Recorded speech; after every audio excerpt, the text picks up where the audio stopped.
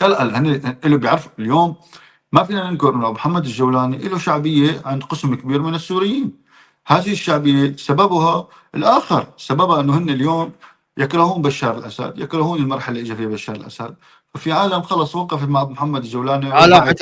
عندهم روح طائفيه سنيه، خلينا نتحدث بصراحه. تماما بعد هي فقط لانه مسلم سني.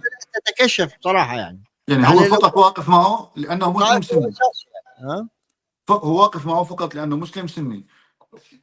ويصرخ بشكل واضح اليوم في الشعارات بنص دمشق: يا سوريا جني جني وبده يحكمك سني. يعني هن معتبرين لو قال، انه هو قال احنا مشروعنا اقامه كيان سني، وقال تمام. هذا. فعندما حدثت مجازر العلويين، بعض من هؤلاء اللي إذا كان مؤيد للجولاني فقط لأنه سني التزم لمدة شهر بالصمت. يعني شعر بنوع من الخجل أنه لهالمجازر واللي فضحت الدنيا اللي عم تصير.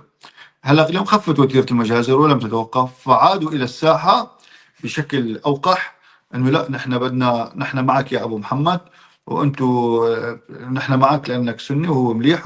رجعنا لنفس الفرضيات: نحن معك فقط لأنك مسلم سني. فاجينا حكينا مع هذه الفئة. يعني عم نحاول اليوم نستقطب شوية عقلاء من الطائفة السنية.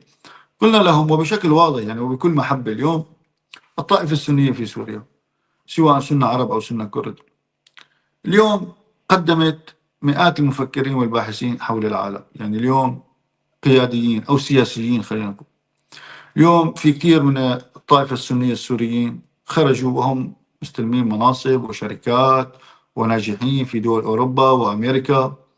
ومن بيناتهم قال: لا، أنت اليوم ممكن تكره الجايين إلى دمشق لأنه هن منن أولاد دمشق، هن أولاد إدلب وهن سنة وهن. قلت لا أبدا. احنا اليوم يوم حكينا عن أيمن الأصفري، أنا حكيت عن أيمن الأصفري 2018. كان وقتها بشار الأسد ينوي أن يقوم بانتخابات حقيقية في سوريا برقابة دولية.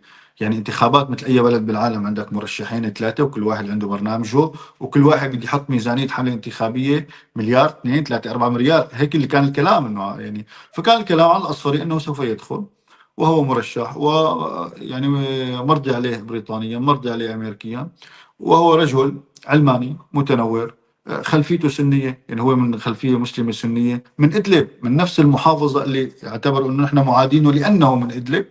درس بريطانيا، درس بأمريكا، رجل أعمال عنده شركة بتروفا. من عائله معروفه. فهو الزلمة مبين توجهه وبيدعم إنسانيا، وطلع حكى أنه أنا بدي دولة مدنية ديمقراطية، ما فينا نعيش بالماضي. في 2018 قلت أنه الأصفري هو مرشح، وتعرضت للملاحقة من النظام أنه أنت كيف عم ترشح شخص وبشار الأسد موجود، ما بصير أنتم تمدحوا بأي شخص ثاني. وطبعا بشار عمل اكس لكل الانتخابات وصارت كورونا ورشح حاله بيروح بالدم والسلام عليكم وانقضى الموضوع. تم اخفاء ملف الاصفري بعد مقابلته بي بي سي على 2018. الى قبل سقوط النظام بفتره رجعت عادت موضوع الاصفري على الواجهه، رجعت كتبت عنه قبل سقوط النظام ورجعت كتبت عنه بعد سقوط النظام.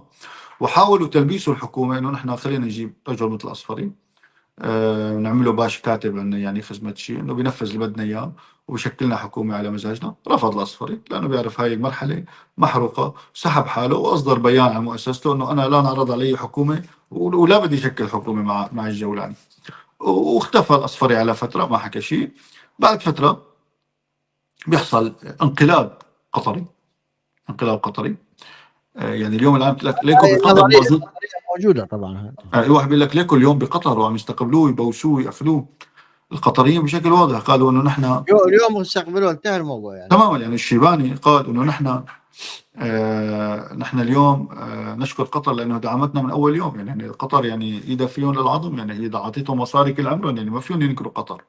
فقطر ماذا فعلت؟ راح نحاول نشرح للعالم شو صار بقطر، كيف قطر بتطالع الاصفري. لقاء ساعة ونص جميل جدا يتكلم فيه عن الجولاني وانه هن فاشلين والدولة الدينية وكذا، يعني نسفوا بنفس الشكل كامل للجولاني. ثاني يوم بيخرج عزمي بشارة يؤكد ما جاء به الأصفر، أنه في مجازر بالشارع كذا، وأنه الجولاني غير قادر على بناء وطلع دولة واحد من ثالث ثانية.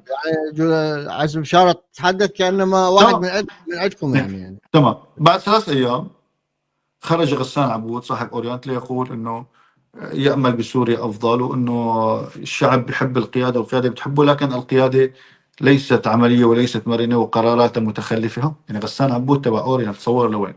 فهاي الثلاث مؤشرات من قطر خلال أسبوع جعلت جولاني يضطر للعودة والمفاوضة مع القطريين.